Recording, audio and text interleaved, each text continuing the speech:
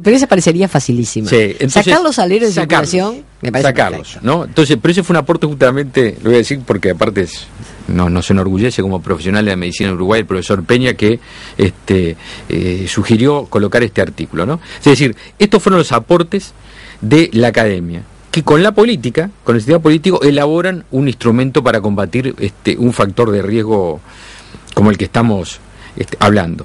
Pero entonces digo, es muy importante esto, pero también es muy importante que los políticos, yendo ahora a la otra rama, lo entendamos y con facilidad, de que hay temas que no pasan por el color de la bandera ni de la lista en que se vota. Invertir en salud y hacer que nuestros niños coman hoy más sano, para que sean jóvenes, adolescentes y adultos con menos enfermedad y menos problemas de salud, es un tema que nos interesa a todos los padres, independientemente del color de la lista que votemos cada uno. Porque por no es solo desde el punto de vista humano, desde el punto de vista económico también hay un argumento poderoso. Yo sé que duele decirlo. Claro, yo no quise entrar en ese tema porque quiero volcarme en la salud, porque el otro también es importante, pero entre los dos me quedo con este primero. No desconozco los que son los gastos agregados en materia de conservación de la salud, cuidado de la salud, ¿no?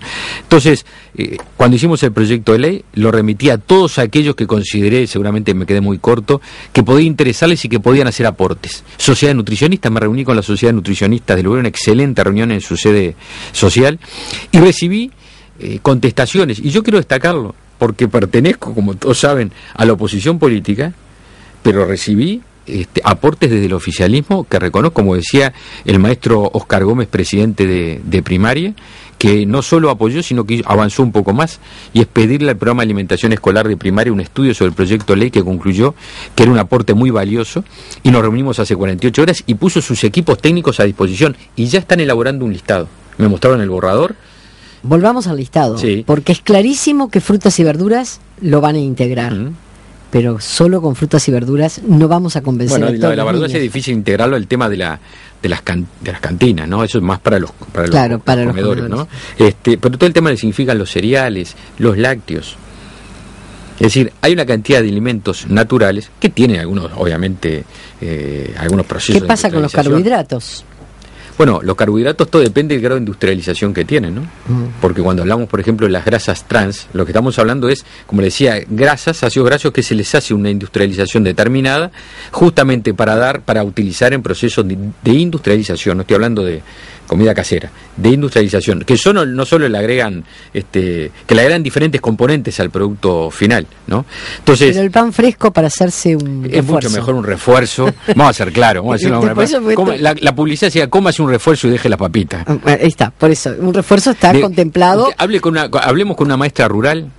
Claro. Y le va a decir lo que es, cómo se debe hacer la comida para los gurises, para que se alimenten bien. Le va a hablar del ensopado, del guiso, y va a ver cómo esos gurises crecen fuerte, y sin los problemas que muchas veces podemos tener. Pero bueno, y yo he ido a muchos comedores en los cuales es pan con mermelada el desayuno. Un buen eslogan sería eso: cómase un refuerzo y deje el alfajor. Por ejemplo, entonces también los carbohidratos entran dentro del... Bueno, ¿y qué grado de posibilidad está de que esto efectivamente se transforme cuanto antes en una lista y en definitiva comience a procurarse entonces su implantación, ¿no? Yo tengo esperanzas. Por lo pronto es un proyecto. Claro, yo tengo esperanzas, no esperanzas basadas en una fe etérea, sino reales, políticas, de que esto tenga un rápido tratamiento. Es muy importante que lo hayamos recibido el apoyo desde las instituciones como primaria. El consejero Huasco de secundaria nos mandó un correo electrónico donde resaltaba la idea y los antecedentes que tenía ese trabajo. Eso es muy importante porque son aspectos institucionales, pero que obviamente, sin ser políticos y representar el oficialismo, pues son aspectos institucionales, todos sabemos que tiene un correlato en las acciones que llevan adelante también desde el oficialismo. Creo que vamos a poder encontrarnos, porque vuelvo a reiterar, estamos hablando de cosas que hacen a valores de la sociedad y a inversiones en salud que cuestan muy poco, que lo que sí requieren son la voluntad política. Obviamente va a haber gente desconforme con esto. A mí me consta que hay gente desconforme con este tipo de cosas, que estoy hablando del lado de la industria pero bueno, lo digo con sinceridad, yo lo lamento. Porque los responsables políticos, si somos responsables, y no solo políticos, tenemos que tomar decisiones que afectan intereses, o pueden afectar intereses.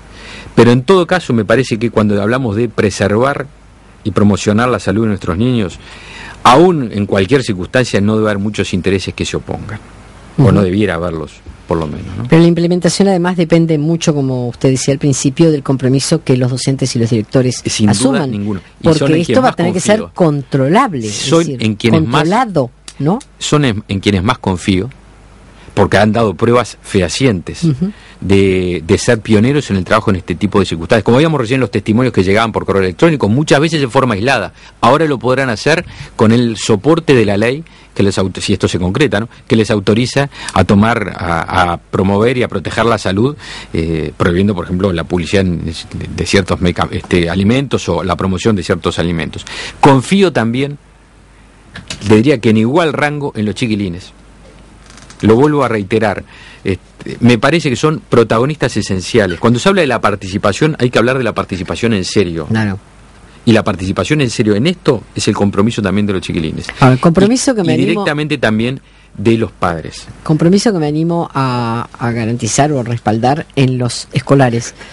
No sé, estoy tan segura de los liceales. Pero para y usted pretende que se aplique en los dos niveles. Claro, pero como todo movimiento social es evolutivo. Para ser liceal antes hay que ser escolar. Entonces quizás sea más difícil en los que ya son liceales. Pero si logramos la participación y el compromiso de los escolares de hoy, cuando sean liceales, vamos a haber ganado mucho terreno. Cuenta Roberto, tenemos una hija celíaca. ¿Podrían preguntar al diputado si hay alguna previsión de informar si los alimentos tienen gluten como existe en Brasil, por ejemplo? Con respecto a este tema que me es muy cercano porque trabajé siempre mucho el tema de los celíacos. Con respecto a esta ley, primero, artículo 2, literal D, incorporar alimentos aptos para celíacos como forma de promover la equidad también a este nivel. A texto expreso lo colocamos porque es increíble, ¿no?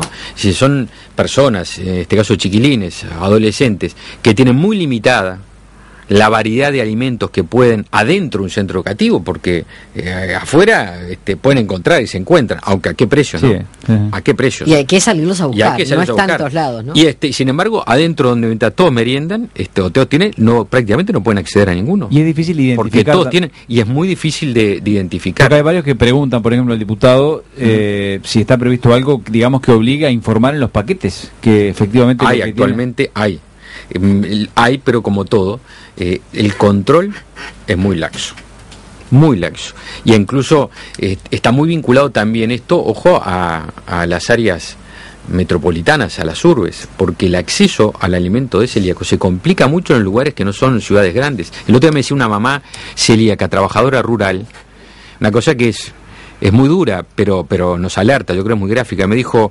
mire, García, mi nena nunca tuvo una torta de cumpleaños. Nunca pudo festejar su cumpleaños con una torta, porque nosotros vivimos en el medio rural, campo adentro, y no puedo conseguir los elementos para hacer una torta. Fue una niña que se crió, tuvo cumpleaños, pero nunca torta. Entonces uno dice, es que banal, ¿no? No, qué profundo, porque nosotros tenemos la obligación de, cuando hablamos de equidad, como lo dice el proyecto, garantizar esa equidad. Y no puede ser que haya gente que accede a tener una capacidad de alimentos que les son saludables, y otros que por diferentes razones, las que sean, no pueden acceder a esos alimentos que le hacen bien y son saludables. Leyendo esta nota, alguno me planteó, pero no se plantea también con los diabéticos, porque más allá de que las medidas están previstas para evitar la diabetes adquirida, cuando la diabetes está declarada, a los diabéticos también se les impone un régimen duro. Entre otras cosas, también se tienen que evitar una cantidad de dulces y tentaciones. ¿No sería bueno incluir que existiera el tipo de alimentación sin duda, que está especialmente pensada para que no se prive el diabético de algo rico? Exacto, y comparto totalmente. Y sea la paradoja también de que muchas veces los alimentos que son aptos para diabéticos, por no tener contenidos azucarados o de azúcares, que son los light, son más caros.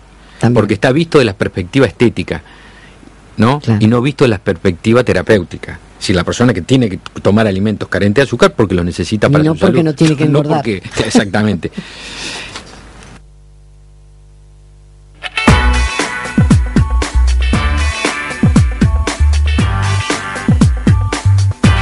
Doctor Javier García, diputado de Alianza Nacional, Partido Nacional, gracias por estar aquí por estos minutos y quedan un montón de preguntas. De repente, si le parece bien, podemos trasladarle comentarios y algunas preguntas que quedan colgadas. Gracias por estar acá. No, la verdad, un gusto.